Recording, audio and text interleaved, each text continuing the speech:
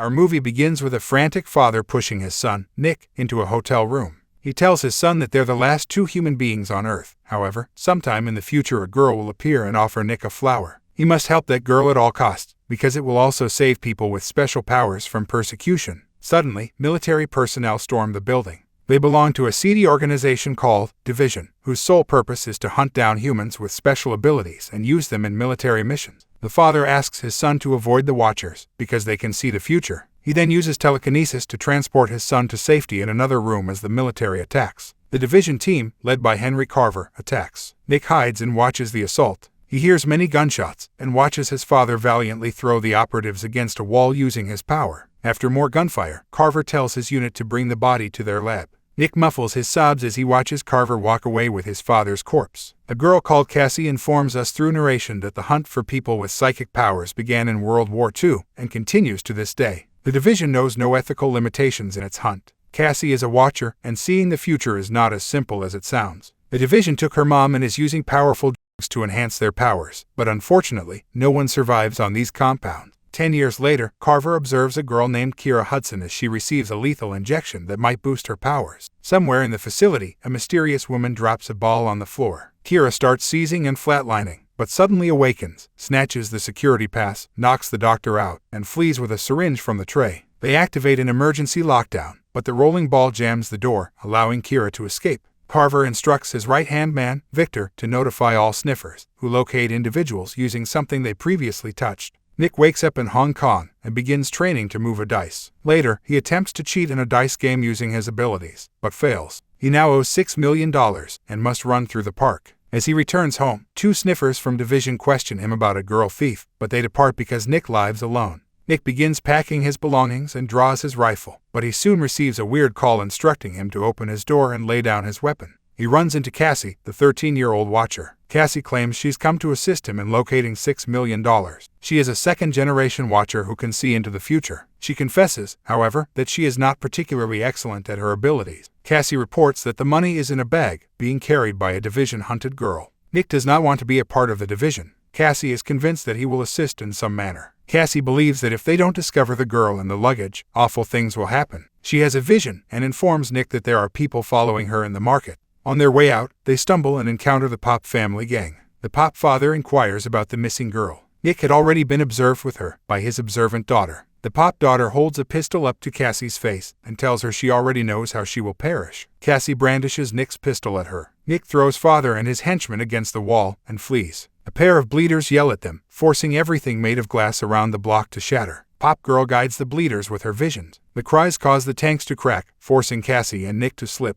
While a bleeder cries, Nick advises Cassie to go. Not long later, Pop Girl sees Nick, Cassie, and Kira, but the latter vanishes. Kira wakes up on a boat. She looks around and finds 4100 and Nick written on a mirror with lipstick. It matches her handwriting. Cassie discovers at night that Nick is with a Stitch, called Teresa. She cures Nick as a favor to Cassie's mother. Cassie gifts Nick with a lotus. She says that Division imprisoned her mother because they are concerned they won't be able to manage her. Cassie shows Nick a sketch from her vision of Division abducting a lady. The agents who had previously visited his residence will apprehend the girl with the bag. Cassie gives him another sketch of their demise while pursuing the woman. Agents Mac and Holden apprehend Kira, just as Cassie predicted. They stop at a cafe on their way to the airport to let Kira use the restroom. Inside, Kira manipulates Mac, convincing him that Holden murdered his brother. Holden is shot in the back by Mac. He flees when he realizes what he's done, but Kira strikes. Mac catches her and removes the beads off of her bracelet. She scrapes the back of his head and uses a sign to knock him out.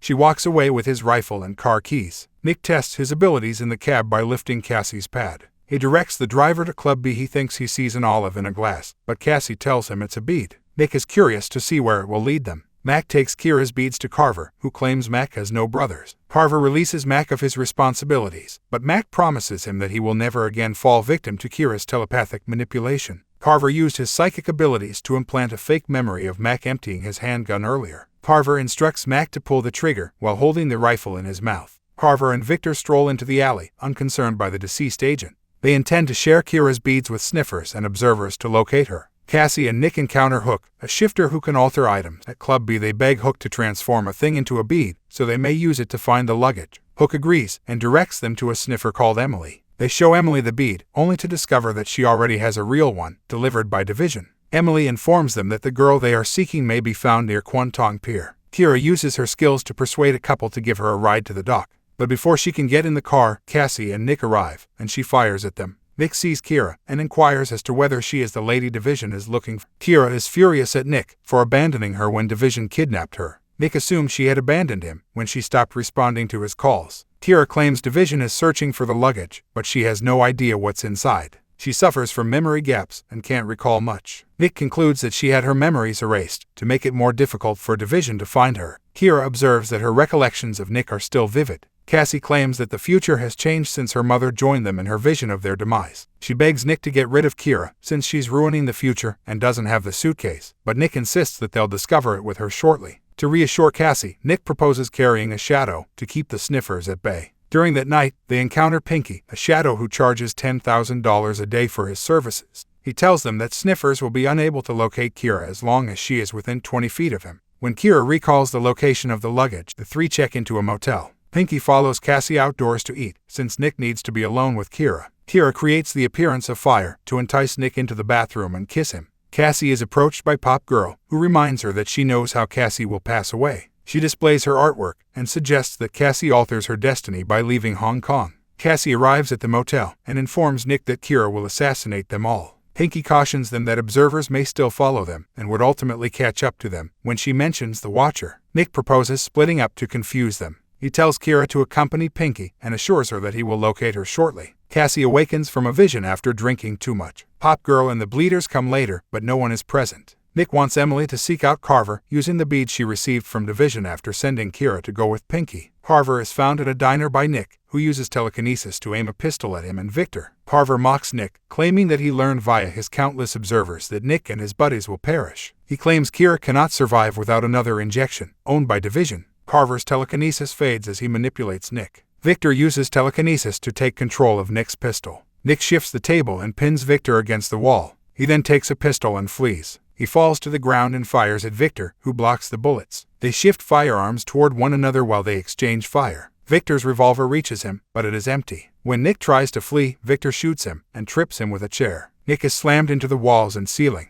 Carver walks away, and Cassie is painting. Cassie begs Carver not to make her harm herself, but Carver isn't interested in hurting her, since it will change the future, and he loves things just the way they already are. Cassie reminds him that murdering Nick will change their fate, so Carver returns inside to prevent Victor from injuring Nick. Nick discovers at the hotel that Kira is ill. Nick wonders what is in the suitcase while lying next to Kira. It's a psychic steroid, according to Kira, and it will enhance their skills. Because she was the only one to survive the injection, the Division wants her back. Nick is shown a drawing that Cassie made of herself holding Kira's shoe. Upon closer examination, she discovers a locker key. When Kira's condition deteriorates, they visit Emily to learn what the key unlocks. Pop Girl will soon learn, according to Kira. Emily learns someone is watching the locker. Cassie understands that if the thing is hidden, she won't be able to sketch it. She then begins to draw and discovers that a whole structure is being shaded to conceal it from observers. Pop Girl sees Teresa in the interim to solicit her assistance. Nick explains that because Division and the Pop family watch every move they make, people keep losing their lives in Cassie's visions. By not understanding their intentions before they are carried out, according to Nick, they will make the future uncertain. When the time is appropriate, they should only read the letters Nick will be writing outlining each of the instructions. The last letter will be addressed to him. To forget about penning the letters, he wants Pinky to track down the person who erased Kira's memories. Nick then requests that Cassie sketch the syringe and suitcase to the exact dimension. Emily finds tape covering the number as she sniffs the key. Pop Girl informs her father that a syringe is being sought by the Division. She predicts that the medicine will increase their strength so they can defeat Division. Knowing they can't acquire the medication anyplace else, Nick informs Kira that she needs it from Carver. When Kira begins to have doubts about the truth, he hands her a red envelope and instructs her to open it. Nick gives the envelopes to Emily, Cassie, and Hook after sending Kira off with Pinky. Pinky contacts Nick to provide the whereabouts of Wo Chang, the person who erased Kira's memories. After delivering Kira to Carver, Nick wants Wo Chang to make him forget the last 2 hours, so he won't remember to write letters. After dropping some cash on the table, Nick instructs him to read a note. The group begins reading the letters at 7:35. Wo Chang is instructed to proceed with the memory wipe by Nick. Pop Girl quickly loses the ability to see Nick's future. Hook enters the darkened structure while disguising himself as a safety inspector. He enters the lockers and takes out the red envelope, which instructs him that the specific locker he needs is 4100.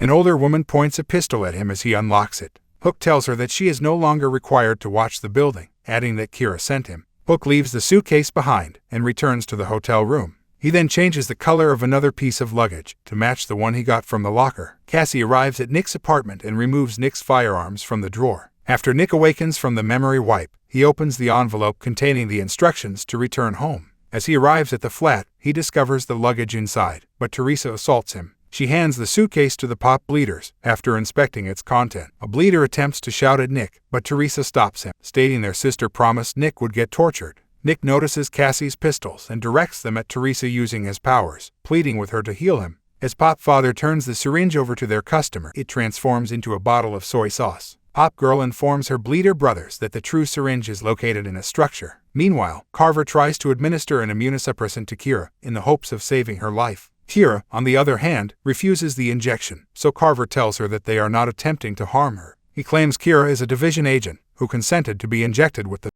Carver gives Kira her identification at the organization and reminds her that she was only able to avoid them due to her training. Carver claims to be able to assist her recall. Cassie is still concerned about her alleged impending fatality, so Nick tells her to start walking without thinking about where she's going, so that observers can't follow her. Cassie is told by Nick to hide once she finds a secure area. Cassie takes the metro and comes to a crossroad. She then closes her eyes and rotates, before continuing to walk in an unknown direction. Cassie winds up in the attic of a Chinese restaurant, with Pop Girl following her every step. She notices boxes with tiger logos and considers her drawing of herself being mauled by a tiger. Pop Girl soon aims a pistol at Cassie for making a fool of herself in front of her family. Suddenly, Wo Chang appears and wipes Pop Girl's memory. Cassie is told by Wo Chang that her mother is proud of her. Nick phones Carver to broker a deal, stating he'll give up in exchange for Kira. As he arrives at the meeting point, he sees Kira in good health and asks for the luggage. Kira reminds Nick about the first time he confessed his feelings for her and believes it was a fabricated recollection. Kira claims they met for the first time the day before. Nick recalls doing cons with her at Kenai Island, but Kira claims he's never been there. Hook immediately calls Nick and instructs him to take the medicine. Hook advises Nick to call Carver and inform him that if he wants the case, he must let Kira and Nick survive. Nick and Kira accompany Victor and Carver as they travel to the site of the luggage. As they get there, Victor knocks Nick out and puts him in the trunk. The Pop family and their goons show up after removing the luggage from the locker. Victor throws colorful powder bags at the henchmen as many guns are leveled, stopping their fire so Carver may flee. Victor knocks two goons off the structure as the men continue to fire it. One of the men strikes Carver's vehicle, breaking the trunk open and letting Nick out. Nicholas approaches the lockers with two pistols. As several guys catch up to Kira, she utilizes her skills to control them. The gang defends Kira as Nick calls out to her while aiming their weapon at Nick. Nick is thrown across the room by Victor and down the stairs. Victor deflects the bullets coming their way as they wrestle one another to the ground. They hit each other until Nick knocks him to the ground. As a bleeder shows up and yells at them, Victor stabs him with a bamboo pole. Pop Parent crushes Victor with his sonic scream after being furious about his son's passing.